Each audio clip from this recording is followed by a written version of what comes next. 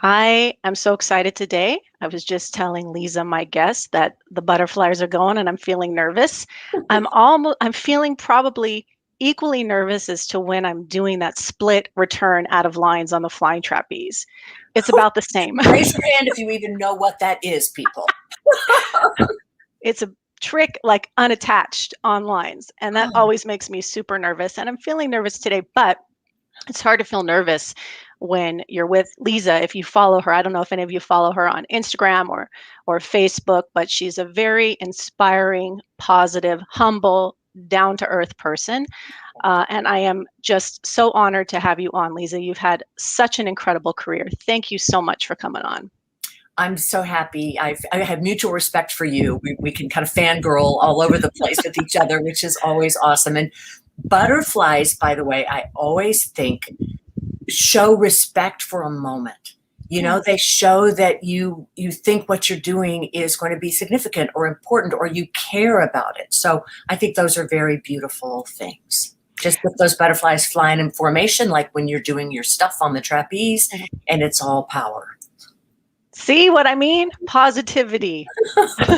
Always able to wrap it up into a nice inspirational statement. So before we get into talking about caregiving and aging, which is, of course, mostly what we're going to talk about, I just want to talk a bit about your career. And I want to give some history of your career. Now, this is not an exhaustive list. Check this out, people. Oh, dear. Co-host of Entertainment Tonight, Extra, Hollywood Confidential.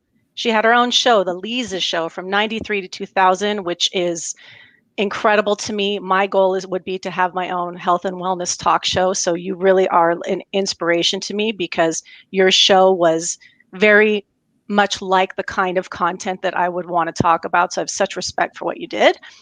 She had her own cosmetics line. She has won 27 or been nominated 27 times for Emmys. 27 times. And won 3 times. Do you have those in your house? Or are they like stashed away, or do you display them? They're in the special place in my house. No judging, please. Moments, symbols that are inspirational to me are in my closet, not because I disregard them, but because that's where I am first thing in the morning and the last thing at night. And I can really just have those touchstones. So that's where they are. That's so interesting to me because you're right. They're really about your own professional development. It's not about showing off, and that shows me too that it's not your ego at all making that decision. It's really about you, who you are, and that you just want to show your self-respect, and congratulations for what you've done.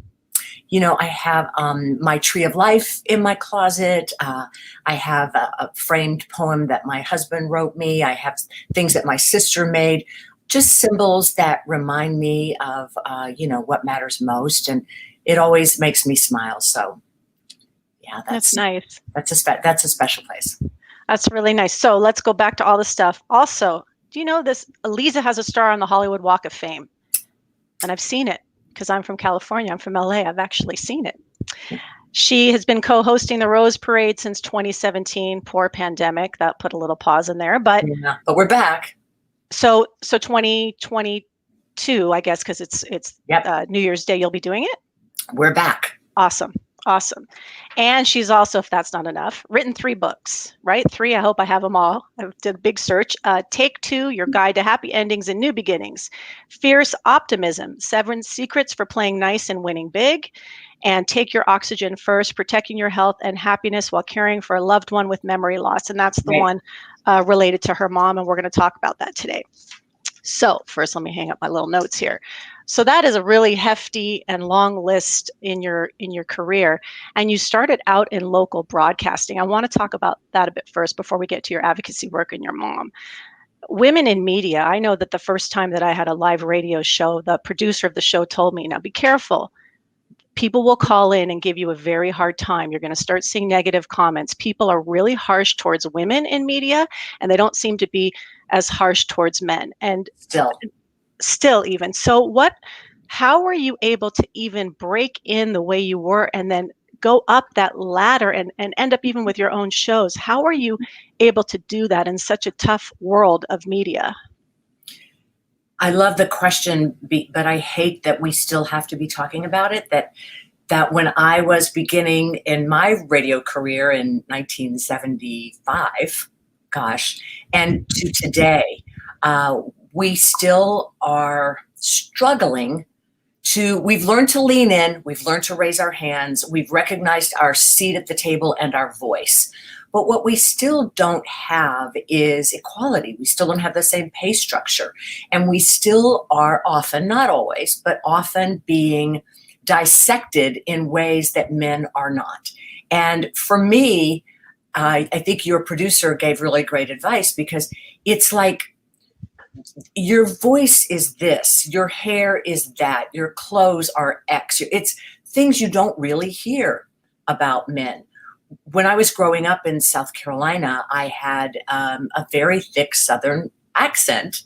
It was less thick than some of my classmates, so I figured I'll go into broadcasting, right? That was my very naive prerequisite for what a broadcaster should do. If you had a voice for it, you should get into it, which was, of course, ridiculous. But my classmates, when I said that I was going to model my career after Barbara Walters, who made $1 million being the first female anchor, network news anchor, and she made more money than the men. And I thought that was then and now a huge threshold. Yeah. And when I said to my classmates, I'm going to do that, they said, oh, Leeza, come on. You're from Irmo. You're from South Carolina. You're not even going to leave the state, girl.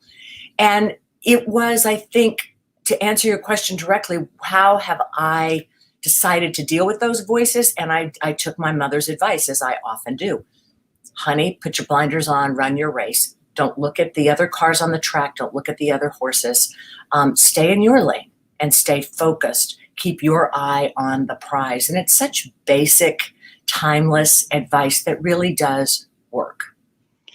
It's beautiful that you're saying that. And I find, people think I'm kind of nuts sometimes too, a lot of it because of the flying trapeze, but also me just walking around saying out loud to people, yeah, I want my own show. I want to be on Dancing with the Stars, which you and I have talked about before. And people, okay, it's a little bit out there, but I think, yeah, but if we don't tell ourselves that we are capable of doing these things and just continue on that path towards it, how are we going to get there? Yeah. Speak it and seek it until you see what you say.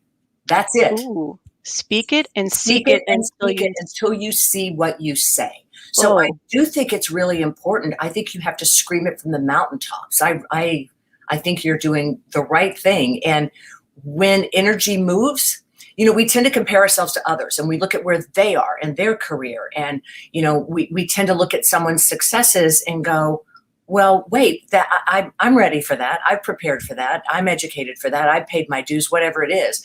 But applauding other people's successes brings more to you, right? It's that saying about you don't have to, dim anyone else's light for yours to shine brightly.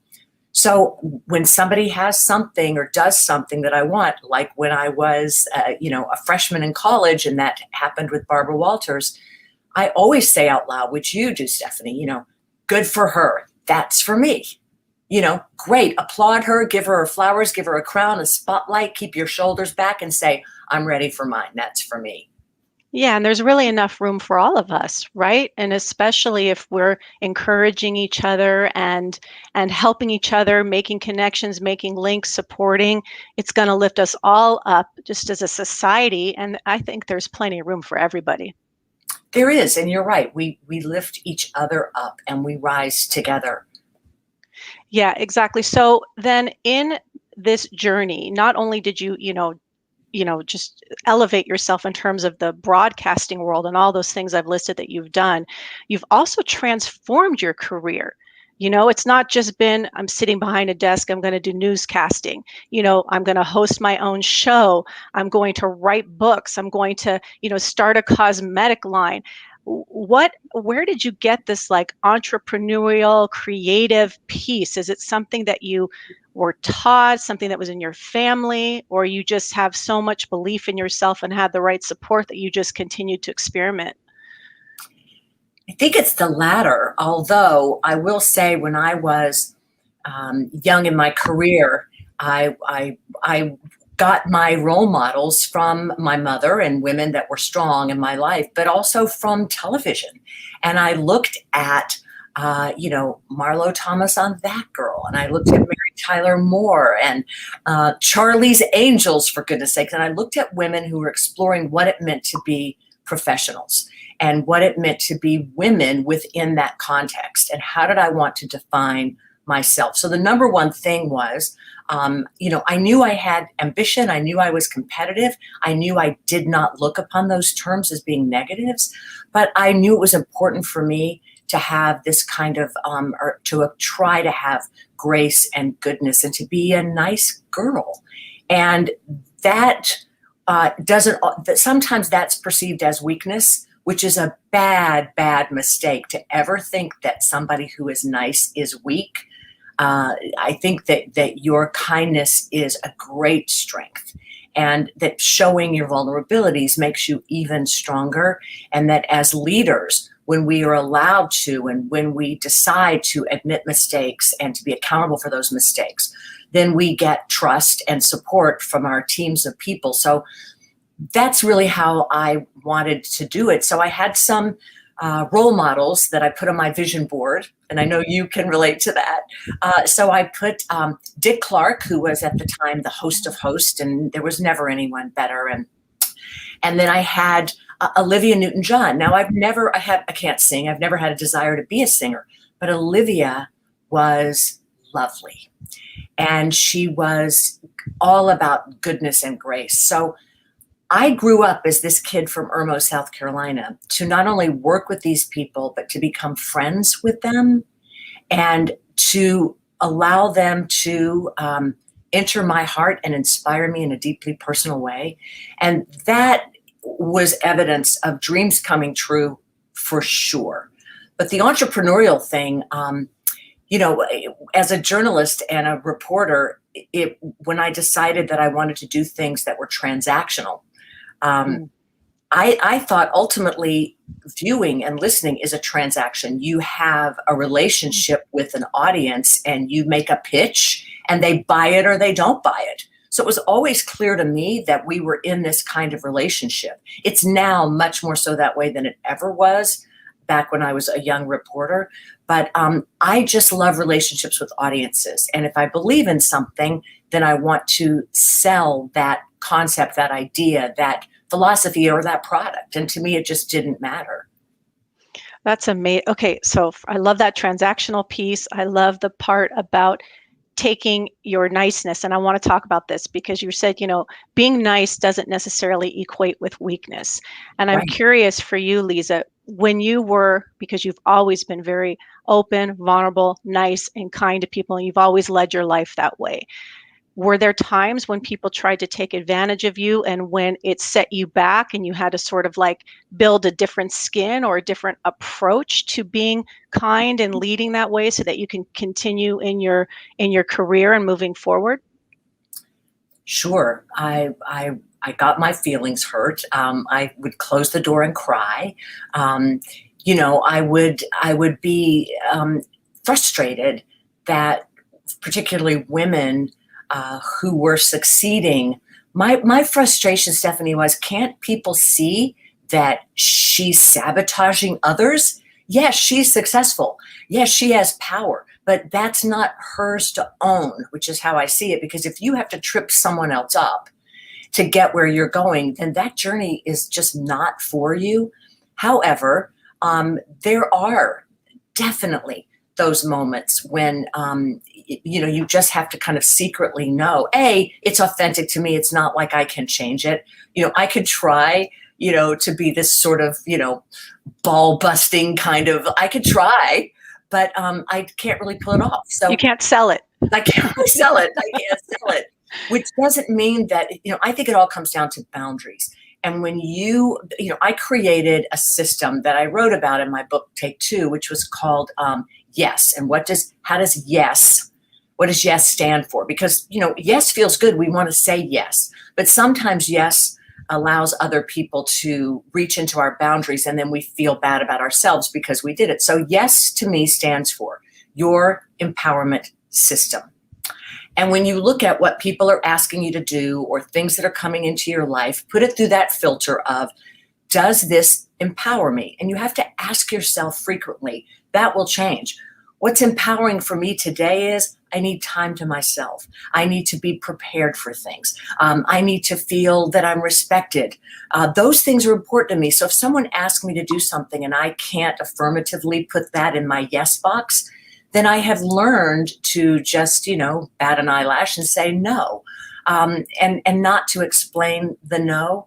So yes, I'm sure I have been underestimated. And an example of it was when I competed on Celebrity Apprentice. Yeah, I was going to get to that later because that leads to Leeza's Care Connection. Yeah, go though. Is that okay? Yes, absolutely. So Celebrity Apprentice is a business competition reality show, and the people who show up for it are tough. It's about drama and often trauma, and it's about tension, and gets you to a boardroom where there's firings, and it's, the meanest girls and the toughest guys are brought to tears. So my first reaction about the show is, I'm just not doing it. Come on, that's not my thing. And my husband reminded me that this was what I said I always wanted, which was a platform to talk about the things that mattered to me. And he said, if you win, and I think you can win it, he had much more confidence than I did, then you can use that platform and use that money to build your dream. So on the first day, we were all doing press for the show, and a reporter said to me, well, Leeza, they've all said you'll be the first one to go home. And I went, what? Why? They said, well, because you're too nice. Don't you watch the show? Like, nice girls don't finish first. You better come up with a strategy. And I thought, she's right. I need a strategy. But my strategy was to go back to what my mother taught me, which was, why am I here? I knew I had a burning desire, and all I could do was be the best version of me. And I knew that if I kept my eye on what I wanted and tried to bring other people along with my ability to be successful, that I could do okay. And if I didn't do okay, well, that would be fine too. So that was just a recent example of being underestimated and being written off because, oh, she's nice. So it wasn't until about halfway through the show that people started thinking, wait a minute, she's not a pushover. No, she's a contender here. Yeah. And it's great, Leeza. I admire that so much, that you just stay true to yourself and just say, this is who I am. I'm unapologetic for it. And I'm not going to justify it when you talked about your yes and what that means to you for empowerment, and then not having to justify when the no comes up. I mean, all of that to me just showcases how important it is for women and anybody in general to really know themselves, stay true to it, and just keep going on that path. I want to transition because I definitely want to talk about your mom. And you've mentioned The Apprentice, and the money was used to initiate your nonprofit. Let me get to that in a minute, but let's just talk a bit about your mom. When you were a journalist, and especially when you had your own show, you're exposed all the time to pain, trauma, sadness, obviously joys and celebrations as well.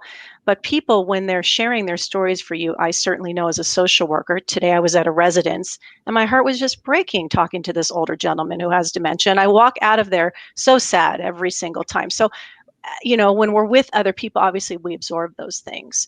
Do you think that career in journalism and being exposed to people and the human aspect of life prepared you for caregiving, or do you think you already kind of knew what caregiving would be just because of this incredible bond you're describing with your mom? I had no idea what caregiving would be. I don't think many people do. We tend to have this kind of superficial notion of like, well, I'm the daughter, I'll take care. We really, especially when it comes to Alzheimer's and the dementias, we really can't know how brutal a process it is. I think that the talk show, and that's such an insightful question that I really appreciate, Stephanie, the talk show allowed me to see firsthand how resilient people are, how much change people can create in their own lives, how much they could take and how much they had to give. So rather than bubbling up the emotion, rather than partitioning off feeling the things that were in front of me every day. I allowed myself to have the empathy that is there, but to really go to that place of yes, and look at how strong they are telling the story. Yes, that happened, and look, they still woke up the next day and they're continuing on. That's what gave me the security to know that my world had been shattered when my mother got the same disease that her mother, my granny, had, and nothing made sense to me anymore. It allowed me to have the strength to say, I'm changing. I'm going to walk away from my career for a while, and I'm going to follow whatever this voice is that I can't really figure it out. I'm going to trust that that will take me where I need to be to try and really it was to save my own self. Selfishly, it was, I don't know what to do now. And all I knew how to do was tell stories. And I knew that the best thing would be to take Mom's advice, who said, honey, you're a reporter. This is your story now. Just tell it. And it gave me a way to deal with the pain until I could take that pain and redefine it as advocacy. Yeah. And what's so beautiful about what you're saying, Leeza, is what you did for yourself and what the gift that your mom gave you by saying that to you was exactly the gift that you gave to all of those guests on your show, because people need to heal. And so much of healing is sharing our story and having it being heard, having it being validated, having it being spread and educating others. This is how we all evolve as human beings. And as a society, this is how we get better and help each other more and do better. So for me, That's right. That's exactly what you did for yourself when you said, okay, I'm going to just tell this as a story and now turn my story into this powerful advocacy wing. So I'm doing something after all of these experiences. You know, bringing your social worker heart and all of your insights to it is really meaningful, because I get asked and you get asked all the time,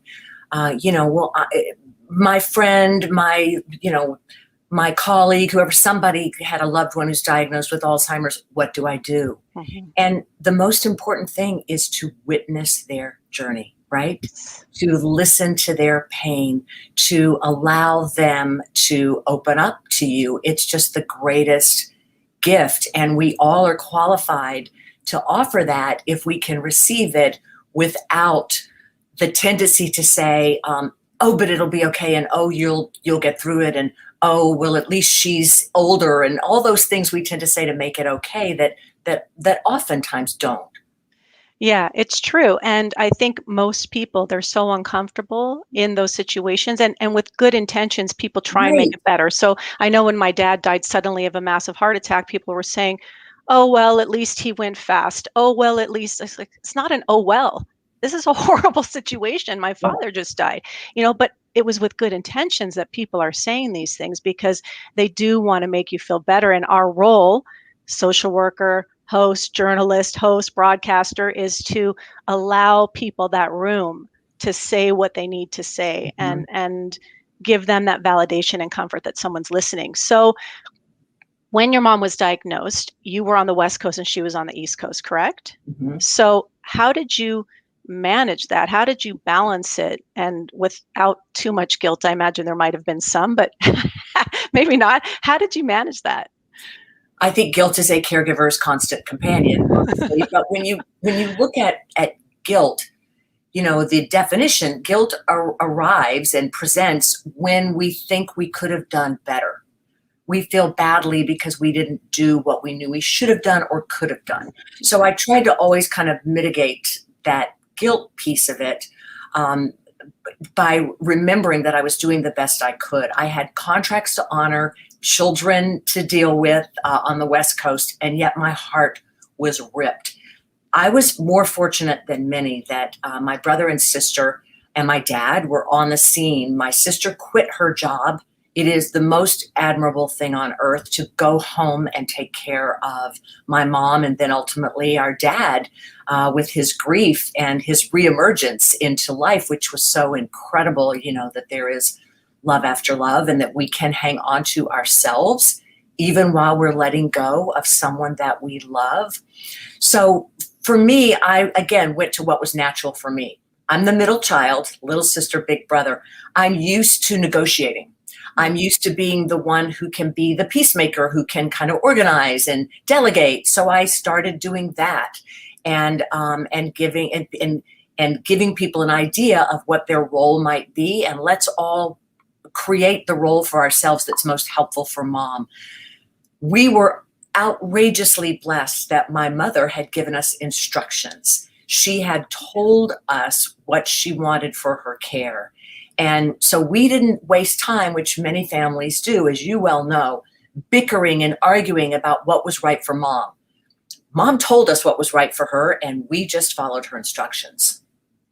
I admire that so much, and it's a point I've taped my notes to my computer so I don't have to keep shuffling papers, but it's something I wanted to talk about, is that conversation that your mother had to you where she said very clearly, these are my wishes, and if I'm telling you otherwise, it's the disease talking and not me. And when I read that, or actually I saw it because I think you talked about it live in one of your clips from your show that I watched, my heart just exploded, because in my book, I talk about this all the time. Well, it's called Plan for Aging Well. This is the whole thing. We have to have the discussions, because if not, families are left just, scrambling, fighting, lost. And it's incredible that your mother gave you that gift. It's just, I'm so happy for your family that you were able to have this path. And it allowed us to be closer. I think she knew that because she and her sister, my aunt, had thought about what was best for Granny. So everything she learned about caregiving, she learned by watching, by doing it with her mother and experiencing it with her sister. I learned about caregiving by watching my mother. And the ultimate gift we can give our children, and the best part of our legacy, is to take these taboo topics and make them not so. And talking about death and dying and what comes next and what I want and what I don't care about. And my kids are so funny. My mother had said to me, here's what's important to me. I would like to be buried in my pajamas. And so I love that. Right? So that was my role. Now, Leeza, please make sure. I don't care which pajamas, but I just don't want to be buried. Please don't let Dad put me in heels and pearls.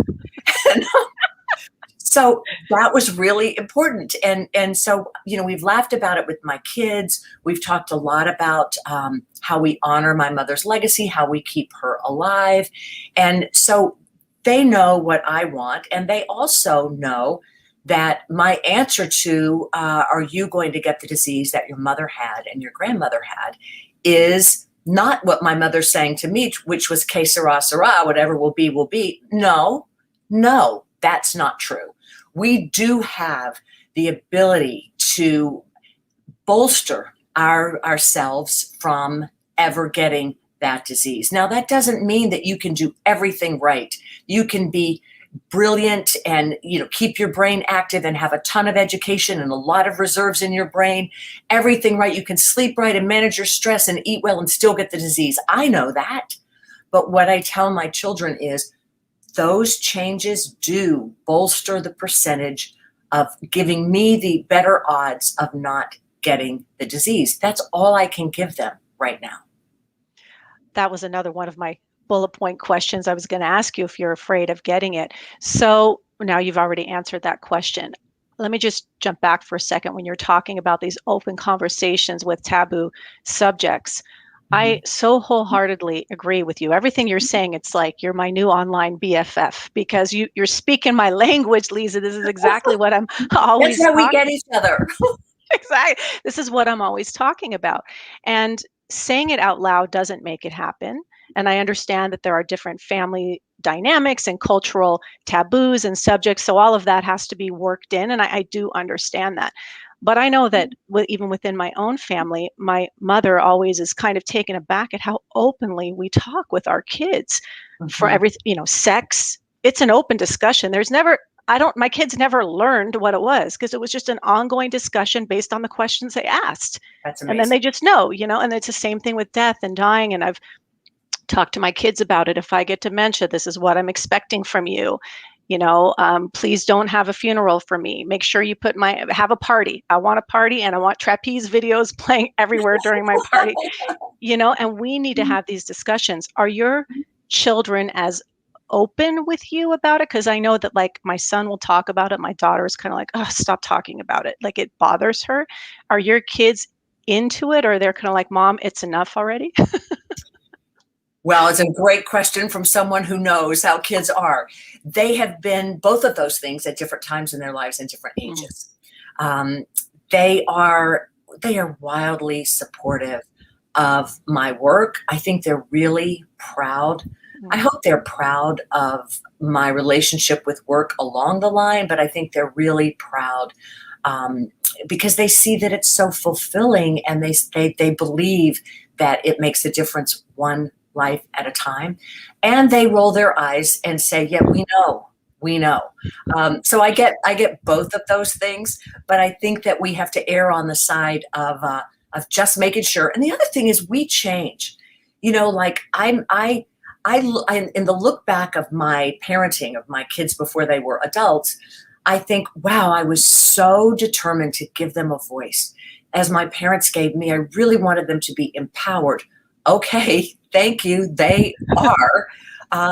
And then as a parent to older children who are now adults, I've become much more boundary driven than I was when they were little.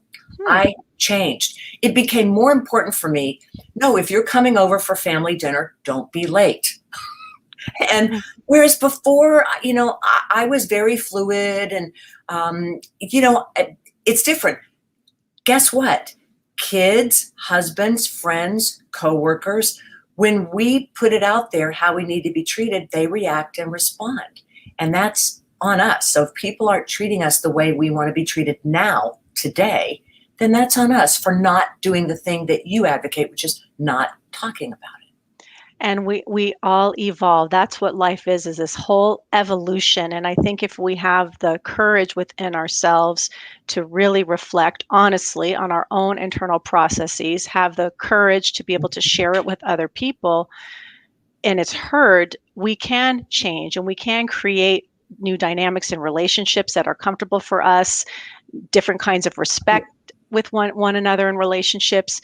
And now that you have, like, the lens now that you did versus when your mother was first diagnosed, I'm curious, with that evolution, when you look back, do you look back at the Leeza from back then, hearing the diagnosis and your role that you took on as a caregiver? Do you look back and say, I wish I would have done things different, or this is the advice I would give that younger Leeza who's a caregiver? I wish I would have known that then. My look back on it is still very forgiving of myself and others, because our intention was always to try and do the right thing. Our process was to try to learn more, to do better. And you can't have regrets about that, but you can only learn the lessons that you seek and that arrive at your doorstep, right? The advice I would give myself, that I try to give others who might ask, is finding those moments that are instructive to your ability to transcend, to transform, to grow your resilience, to offer your grace to yourself and to others, to be present. The one thing that I came into it later than I wish I had was being present. I spent years and years and years really spinning and looking for answers and trying to meet more people that would help my mom and find a new discovery and find some new guru. And it was worthwhile. It was meaningful. People who are doing it, stay on it. We need you. That's how answers come to the forefront. But what I failed to recognize was Mom needed not that from me so much. She needed me just to be in silence with her and to just touch her and put lotion on her hands or brush her hair. And I learned the joy in those quiet moments with no conversation. For a talk show person, that's hard. silence is like, oh my gosh, things are not happening. That just bombed. No one's saying anything. I've got to get more. I've got to say more. It became so helpful for me to communicate without the words with my mother. So that's the piece that I wish I could have learned earlier, and I just couldn't.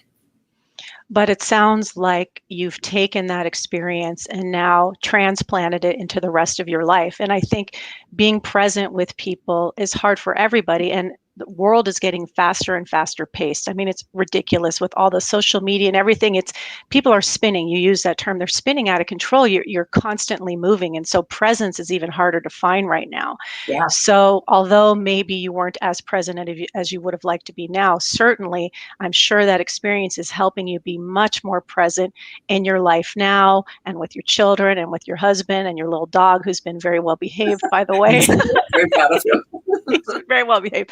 So I think that's beautiful. I mean, I'm still struggling with being present in my life. My head starts spinning and I have to really step back. And when I reflect not on anything about caregiving, but when my kids were young, and I think, I was too busy. I was trying to always do, and I didn't just sit enough. I wish I would have sat enough. But as you are, I'm grateful that I've learned that several years ago. My kids are just teenagers now. So I have still a lot of time to be present. How do you, as an individual, bring presence into your life now? Is it something that you're consciously doing every day in terms of self-care? How are you doing that? I love the question because with our team at Leeza's Care Connection, we actually have instituted a self-care policy. And I went, wait, we have policies for inclusion and everything you can think of in our handbook. We didn't have a policy about our own self-care, and yet that's what we're trying to preach and teach. We all need to turn that mirror around and say, what are we doing to hold ourselves accountable to our emotional, physical, spiritual well-being? So for me, I take walks every day. And I made a pact with myself not to be posting on the walks and not to be returning phone calls on the walks. And, that it sounds so ridiculous, but I'm sure there are people going, yeah, right. We think we're slowing down, but that really just means we've shifted into another way to communicate. So I've tried to listen to my inner voice, because if we don't listen to the answers, they can't find their way into our lives if we don't allow any space for it. So my sanity sanctuaries are my baths and my walks, and they're non-negotiable. They have to happen, or else I get agitated and cranky, and so those are little things. I also am pursuing, as I have been for a decade, pursuing my meditation practice, and that has been meaningful to me. So what are your things? What do you do? I work out at least 5 days a week. Okay. The flying trapeze, of course, is something that I absolutely love to do. And then when I'm not doing that, I'm working out in my little gym. I try and walk with my dog every day. And I wish I could say I'm successful, but my work really is very busy right now. And I struggle with that. My kids are still, yes, they're teenagers, but there's still all the mommy things that have to get done, the groceries and the shopping and the cooking and all that stuff. So I'm not so great about that piece. But like before our talk today, I did a 20-minute guided meditation with Deepak Chopra to just calm my mind and say, be present in this interview with Leeza, have a good time. So I am really trying. I'm not carving out as much time as I could, but I am doing something. I'm trying. See, the trying and the doing something and committed to doing something is really important. For me, it shifted when I wrote a mission statement for my life. I've always been pretty good at business. I became better at relationships later than that. But business always kind of made sense to me. And I thought, wow, I run my business a certain way. Why am I not applying those principles to my life? What is my mission statement?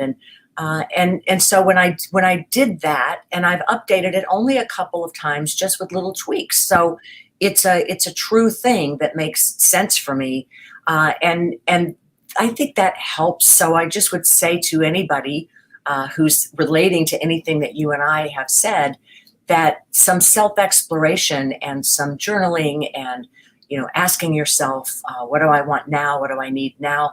And looking at the people that you may have grown past, or maybe they went beyond you for whatever reason, to not be afraid to kind of weed out your garden a little bit, because those people are keeping the sunlight from reaching you. And so you just need to pull them right out and release with love. And it's not about judging or they're this or I'm more evolved. It's none of that. It's just that, wow, right now they may have been a great friend while we were in Mommy and Me together. Now they feel toxic to me. So you don't need to continue it. Yeah, no, it's true. And we do need to do that all throughout our life. And it's not a bad thing. It's just, sometimes things fit and sometimes they don't, and not to be afraid to let it go. There's two more things I want to talk about. We don't have a lot of time left. First, for sure, I want you to talk about Leeza's Care Connection. I was honored to do one of the presentations for your caregiving group, which was fantastic. Talk to me. I know that with you won on The Apprentice $714,000, and that's what launched Leeza's Care Connection. So talk to me about what is that mission, talking about mission statements, and what are you doing to support caregivers? Thank you for being a contributor to our work. When we discovered you and we came on your radar, it was like love match. So that's always very exciting.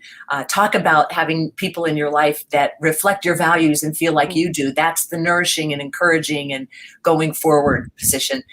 Leeza's Care Connection is offering to communities tips, tools, strategies to support family members who are caring for someone they love with Alzheimer's or chronic disease. So that's the husbands, wives, the sons, the daughters who suddenly have to answer this question, now what? So we help give you the answer to that. We meet you where you are in the journey, and if you need support groups, if you need a diagnosis, if you need laughter yoga, if you need a drum circle, if you need to have better questions to ask your doctor, if you need a way to have a conversation with your mother, you need a way to keep dad from driving, all of the things that present along the caregiving journey, our job and our joy is to help connect you to resources that can make you more confident and make you more competent as a caregiver, because we know that better care for caregivers creates better outcomes for the care receivers. And the caregivers are experiencing so much compassion fatigue that they are often dying before their diagnosed loved ones, sometimes up to 10 years, just taking it right off your life. That's not okay.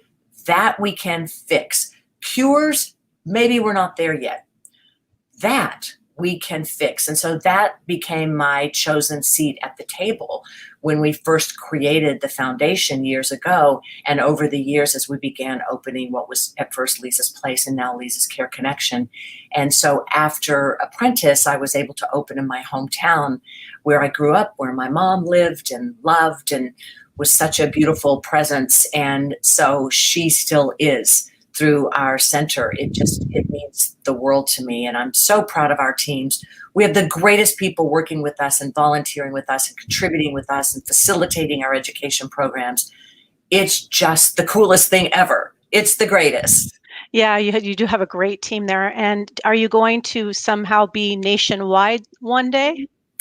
We are in my hometown now, which is the West Coast in California, my hometown on the East Coast, which is South Carolina. And then we offer virtual support in between for the States and beyond.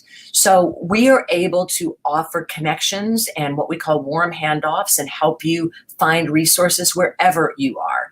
And so rather than having bricks and mortar locations, we have chosen to create programs that can sustain in any community. And we are there to help facilitate caregivers' journeys wherever they are and to hand them off to people that will be frontline responders for them. Yeah, it's wonderful. It's such a great organization. I'll put the link in the thread after we're done so people can learn more about it.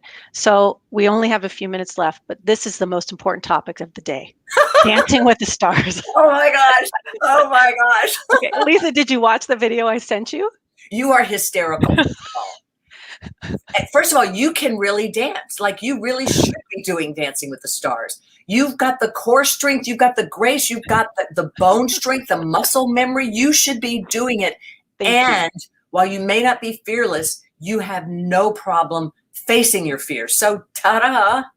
Exactly. So if you can pull that off, it'd be very helpful. So I am so impressed that you did that. I mean, talk about like putting yourself on display out of your comfort zone for, the whole world to watch. What prompted you to do that? Was it to bring exposure for your mission and your advocacy work, or why did you choose to do that? I don't know. Honestly, I look at it and I go, oh my goodness. Because I'm one of those can-do women, and I figured, well, I can do that. No, you can't, Leeza. You can't do that. I First of all, I had the best time. It was one of the best experiences of my life. I wouldn't trade it for anything. I learned so much and grew so much stronger in every way. The putting myself out there piece, there's a certain amount of, you just have to kind of, what were they going to do? Set my hair on fire? If I'm a bad dancer, were they going to take my children from me? No, I would just be like, well, look at her, bless her heart. She kind of doesn't get it. But what I wanted to represent and what I told my kids at the time was, we don't do things because we win at them, because we're great at them. We do things because of what we can learn. So I try to prepare them that I may not go the distance, and that if that happened and when that happened, there would be no, oh, poor mom. It would be like, you go, mom, look at that. And do a lot of applause for how far you got. Now, in my look back, I psyched myself out. I really can't dance. I don't have that thing. Oh, I don't know. I thought you were really good. But okay, anyways. You're very sweet. But what I did from the beginning was something that I wouldn't have done again, which was to say, I can't dance. To say, oh, I don't know how I'm going to do. I'm not so great at this. I should have been saying what you say about your hosting career. I am going to really slay this dance. And I wasn't able to get there.